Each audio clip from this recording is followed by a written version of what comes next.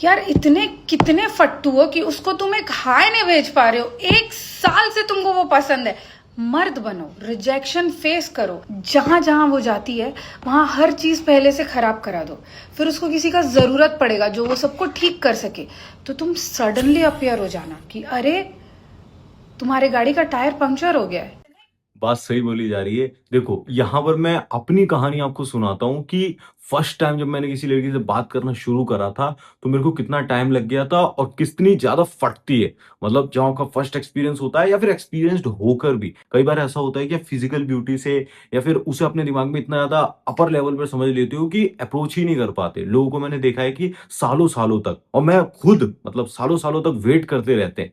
ठीक है, स्टार्टिंग की बात आपको बताता हूँ। जब फर्स्ट टाइम मेरे को प्यार हुआ था ना, लव वाली जो होती है 16-17 या फिर 15 की एज में, तब मैंने क्या करा, एक लड़की को पसंद करना शुरू कर दिया। इतना ज़्यादा पसंद करना शुरू कर दिया। अब देखो, दिमाग है ना, उस लड़की की इमेज आपके दिमाग में बहुत ज़्यादा अपर लेवल पर ले जाएगा। नॉर्मल लोग उसके साथ हैं, उनको इतना वो कुछ एक्स्ट्रा ऑर्डिनरी फील नहीं हो रही है, नॉर्मल है बस सबके लिए, ठीक है? बट आप उससे प्यार में हो, आपके लिए इमोशंस हैं, तो आप उसे पता नहीं क्या-क्या उसे अपने दिमाग में भगवान ही समझ लेते हो। धीरे-धीरे 1 साल गुज़र गया, 2 साल गुज़र गया, 3 साल गुज़र गया। मतलब इतना ज़्यादा, मतलब अब मेरे अंदर वो भी नहीं आया कि इससे बात कर लूँ, मन तो करता था लेकिन हिम्मत नहीं होती थी। कई बार कोशिश भी करी, नाकामयाब रहा। फिर उसके बाद बहुत ज़्यादा कोशिश करके हाय वाला मैसेज जो होता है कि अपनी दूसरी आईडी बना-बनू के मतलब घुमा-फिरा के भेजा और बातचीत स्टार्ट हुई, ठीक है? लेकिन जो सबसे बड़ी गलती मैंने करी कि अपनी फीलिंग्स को पहले दिन सब कुछ उड़ेल के रख देना और पूरा टाइम देना खुलकर कि टू मच एबिलिटी, मतलब ऐसा दिखा दिया कि हाँ, मैं तो 3-4 साल से वेट कर रहा था, मैं तो बहुत ज़्यादा ही एकदम मेरे से नहीं जिया जाएगा, मैं तो बस अब शादी करना चाहता हूँ। बहुत सारी चीज़ें कर दी जिससे कि उसका इंटरेस्ट तुरंत से ही ड्रॉप होता चला गया। इंटरेस्ट स्टार्टिंग में तो लगा क्योंकि लड़की को कुछ मिलता है कि यार इसकी फ्री में वैल्यू मिल रही है, फ्री में ठीक है।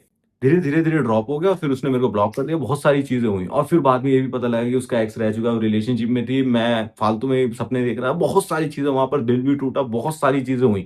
लेकिन मैं आपको ये बताना चाहता हूँ कि भाई, कभी भी ना भूल कर भी वेट मत करो। ये बहुत ही बड़ी गलती आप कर देते हो। या तो आप जाने दो या फिर तुरंत से बोलकर, जिसे कहते हैं, रिजेक्शन फेस करो। रिग्रेट का जो होता है ना कि वेट कर रहे हो कि हाँ, यार आज नहीं बोल पाया, आज नहीं हो पाया। और ज़्यादातर लड़के ना इसी वजह से फ्रेंड ज़ोन भी हुए पड़े हैं। वो क्या करेंगे ना कि अगर लड़की बोल रही है ना कि चलो हम अभी हमारा कुछ नहीं है, आगे देखते हैं, अभी मुझे समझ नहीं आ रहा, मेरे लिए फीलिंग नहीं आ रही है वो। तो भी वो सारी चीज़ें उसके लिए करते रहेंगे, तो भी वो सारी अटेंशन या फिर वो सब देते रहेंगे। लेकिन रियलिटी यही है कि जब तक आप देते रहोगे तब तक उसे रियलाइज़ ही नहीं होगा। जब फ्री में मिल रही है, बॉयफ्रेंड कुछ कमिटमेंट कुछ दिया नहीं, सब कुछ फ्री में मिल रहा है, तो फिर कहाँ से रियलाइज़ होगा कि हाँ, मतलब चीज़ों को आगे बढ़ाना चाहिए या फिर कमिटमेंट या फिर रिलेशनशिप, कुछ सीरियसनेस आएगी ही नहीं।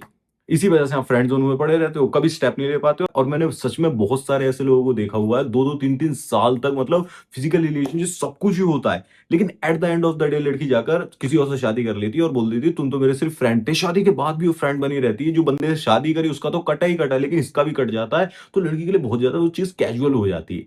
ठीक है? आपको ध्यान में रखना होगा कि भाई, too much ability kills attraction, predictivity kills attraction. आप जितने प्रेडिक्टेबल बनोगे ना और स्टार्टिंग में अगर नहीं बात कर पाओगे, तो आप कहीं न कहीं उसे शो भी कर देते हो कि हाँ, मैं पसंद करता हूँ। लड़की एक नज़र में पहचान लेती है आपकी बॉडी लैंग्वेज देखकर और आप किस तरीके से उसके सामने बिहेव कर रहे हो कि ये मेरे को पसंद करता है। आपको बोलने की ज़रूरत नहीं है। फिर अगर आप चीज़ें आगे नहीं बढ़ाते हो ना, तो कहीं न कहीं उसके दिमाग में यही सिग्नल जाता है कि ये फट्टू है। ठीक है? आपको वो सिग्नल नहीं भेजना। फिर आप 10 दिन बाद बात करोगे या फिर 1 महीने बाद, तो वो चीज़ ठीक नहीं लगेगी। इसीलिए सारी चीज़ों को साइड में करके आपको धीरे-धीरे कन्वर्सेशन को स्टार्ट करना आना चाहिए। और मैं ये नहीं बोल रहा डायरेक्टली उससे बात करो, उसके पहले सर्कल में एंटर करो। जैसे कि वो अगर किसी ग्रुप का हिस्सा है ना, 3-4 लड़कियाँ हैं या फिर 3-4 लड़के या फिर जो भी है, तो धीरे-धीरे कनेक्शन हल्का-सा धीरे से कनेक्ट करने की कोशिश करो। जल्दबाज़ी मत करना। यहाँ पर ज़्यादातर लड़के मैंने देखा है कि जल्दबाज़ी की, हाँ, मेरे को 2 ही 3 दिन में बात करके चलो डेट पर मिलते हैं ये वो। भाई, लड़की के अंदर ट्रस्ट नहीं होगा ना, उसको आपकी पर्सनैलिटी समझ में नहीं आएगी, सिक्योर फील नहीं होगी, तो वो कभी भी मिलेगी नहीं। पहले इमोशनल सेफ्टी देनी होती है, पहले थोड़ा-सा उसे क्यूरियोसिटी बिल्ड करनी होती है। मिलने के बारे में क्यूरियोसिटी थोड़ी बिल्ड होगी ना, तब सारी चीज़ें आगे बढ़ती हैं। लेकिन भूल कर भी कभी भी बहुत लंबा वेट करना मेरे अकॉर्डिंग बिल्कुल भी ठीक नहीं है, क्योंकि आपका दिमाग उसे फिर बहुत ही ज़्यादा हाई लेवल पे ले जाएगा, फिर आपकी एक्सपेक्टेशन पूरी नहीं होगी, फिर आपको लगेगा कि यार, मैंने तो जैसा सोचा था वैसा होता हुआ ही नहीं। है ना? तो ये गलती भी आपको नहीं करनी है। और हाँ, रिलेशनशिप की गाड़ी में हमेशा एक गियर कम डालकर चलो। जैसे कि सपोज़ करो कि उसकी तरफ से बहुत सारे एफर्ट्स आ रहे हैं, बहुत सारी चीज़ें आ रही हैं, तो आपको भी ऐसा नहीं सोचना है कि मैं भी भर-भर कर सारी चीज़ें खुलकर मतलब देना शुरू कर दूँगा।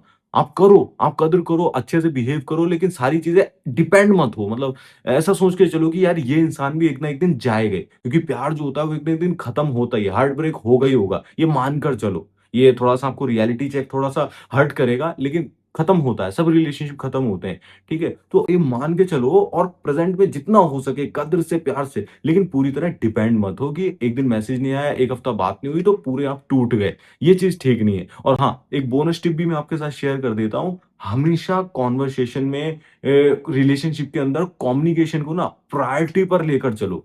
मतलब आपको इतना मैच्योर होना पड़ेगा, इतना इनफ होना पड़ेगा कि आप जो फ़ील कर रहे हो उसके बारे में कोई कन्फ्यूज़न है या फिर वो बता सको, उससे बात कर सको। हमेशा क्लियर करके चलो, कभी भी अज़्यूम मत करो। लड़की के मामले में ख़ास करके जितना आप अज़्यूम करते हो ना, जितना आप सोच के चलते हो कि ऐसा हो रहा है या ऐसा हुआ होगा, वो मेरे साथ नहीं किसी और के साथ चली गई, इसका रीज़न क्या है? पूछ लो भाई।